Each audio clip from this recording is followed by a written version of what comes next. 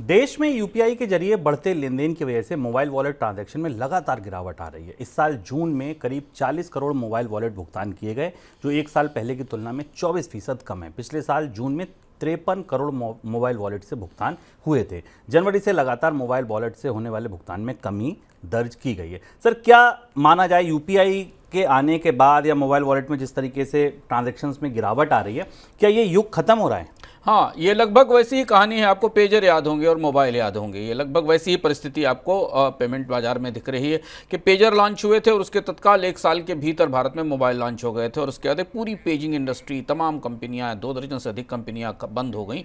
लगभग वैसी स्थिति मोबाइल वॉलेट के साथ हो रही है। शुरुआत हुई थी मोबाइल वॉलेट के साथ, जिसमें बहुत सारी कंपनियों ने फिनटेक कंपनियों ने अपने वॉलेट क्रिएट किए थे, लेकिन उसके बाद यूपीआई आ गया और पर्सन टू पर्सन ट्रांसफर शुरू हो गया। और इससे अब आप छोटी सी भी राशि सीधे अपने अकाउंट से दूसरे व्यक्ति को भेज सकते हैं। तो उसके लिए आपको एक लंबा रास्ता चुनकर किसी वॉलेट में पैसे रखने की जरूरत नहीं है। और इसका बड़ा असर पड़ा है फिनटेक कंपनियों के कारोबार पर, खासतौर से पेटीएम जैसी कंपनियों के कारोबार पर। और इसलिए लगातार अगर आप जून से देखें तो जनवरी से जून के बीच में मोबाइल वॉलेट के ट्रांजैक्शन सिकुड़ते चले जा रहे हैं। 57 करोड़ के आसपास के ट्रांजैक्शन होते थे, जो घटकर अब 40 करोड़ पर आ गए हैं, क्योंकि यूपीआई लगातार बढ़ रहा है। और यहीं से यूपीआई पर फीस लगाने की चर्चा, यूपीआई पर कोई चार्ज लगाने की बात भी अब जोर पकड़ रही है।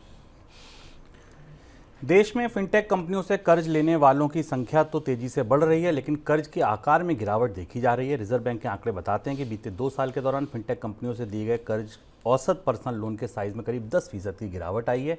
2024 की पहली छमाही के में औसत फिनटेक पर्सनल लोन का आकार 9,861 रुपये दर्ज किया गया है, जो 2022 में 10,955 रुपये का था। आंकड़ा ये भी बता रहा है कि इस साल जनवरी से जून के दौरान फिनटेक लोन बांटे गए हैं, उनमें 59% लोन लेने वालों की आयु 35 वर्ष से कम है। पर्सनल लोन लेने वालों में ऐसे लोगों का आंकड़ा 65% से ज़्यादा है। सर, यंग बोरोवर बढ़ रहे हैं, इस चीज़ को कैसे समझा जाए? इस आंकड़े को बहुत करीब से समझना जरूरी है, क्योंकि अनसिक्योर्ड लोन को लेकर हम पिछले 1 साल से लगातार चर्चा कर रहे हैं। अगर आप इस आंकड़े में देखें तो फिनटेक से मिलने वाले लोन का लोन का डिस्बर्समेंट बढ़ रहा है, पर ये लोन नहीं है। दरअसल ये 9,000 10,000 रुपए के कंजम्पशन स्पेंडिंग्स हैं, ऐसा लगता है, जो फिनटेक कंपनियां लोगों को दे रही हैं। और इसमें भी जो यूथ हैं, यंग हैं, वो अपने खर्च के लिए या मोबाइल खरीदने के लिए या सामान्य सुविधाओं के लिए फिनटेक से कर्ज ले रहे हैं।